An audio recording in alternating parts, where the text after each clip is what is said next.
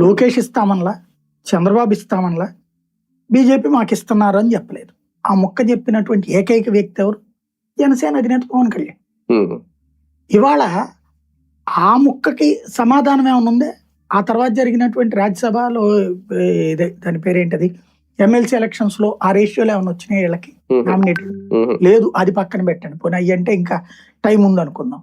దాని పేరేంటది, నామినేటెడ్ పదవులు ఇచ్చారు కదా, అందులో ఆ రేషియో ఏమైనా వచ్చినాయా? కనీసం లేదు కదా.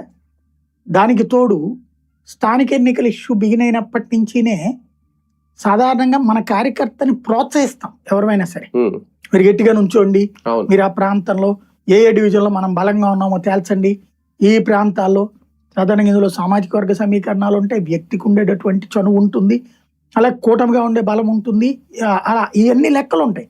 అవన్నీనే కదా నువ్వు చేసుకోవాల్సింది. ప్రతి ఊర్లో ఏంది, మున్సిపాలిటీలో ఎక్కడెక్కడ మనకు బలం ఉంది, ఎక్కడ మనం పోటీ చేపిస్తే గెలుస్తాం, వ్యక్తులకి ఎక్కడ ఇమేజ్ ఉంది, అట్లాగే కార్పొరేషన్లో అయినా అంతే, మున్సిపాలిటీలోనైనా అంతే, జిల్లా పరిషత్తులో అయినా అంతే.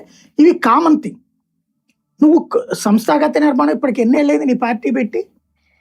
2014, 12 సంవత్సరాలు ఈ పార్టీ పెట్టి ఇప్పటికి కూడా మొన్నటిదాకా ఆయన మనకెక్కడ బలం ఉంది, మన ముఖ్యమంత్రి ఎక్కడ అవుతాము, మనకు పరిపాలన జాత కాదు, మనకి నిర్వహణ జాత కాదు అని ఈయన ఎవరు మన పవన్ కళ్యాణ్ గారంటే, ఇప్పుడిప్పుడే ఈ మధ్యన ఆయన కొంచెం జాగ్రత్తగా మేనేజ్ చేస్తుంటే, నాదెళ్ల మనోహర్ గారి ఈ స్టేట్మెంట్ ఏంటండి, ఈ పదం గుర్తుపెట్టుకోవాలి.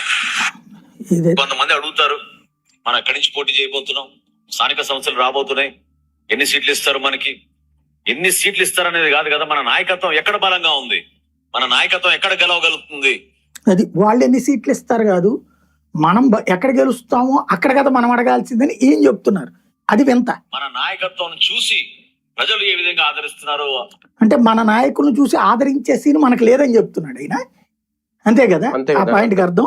అటువంటి ప్రదేశాలు, అటువంటి ప్రాంతాలు మనం గుర్తించిన తర్వాతే అక్కడ మనం పోటీ చేయగలుగుతాం అనే. అంటే ఇప్పటికి కూడా వీళ్ళు ఎక్కడ గెలుస్తారో వీళ్ళకి తెలియదు, ఇప్పుడు గుర్తించాలంటే ఇప్పుడు అదొక విచిత్రం. అప్పుడు మనకు వస్తుంది, మనం మాట్లాడగలుగుతాం.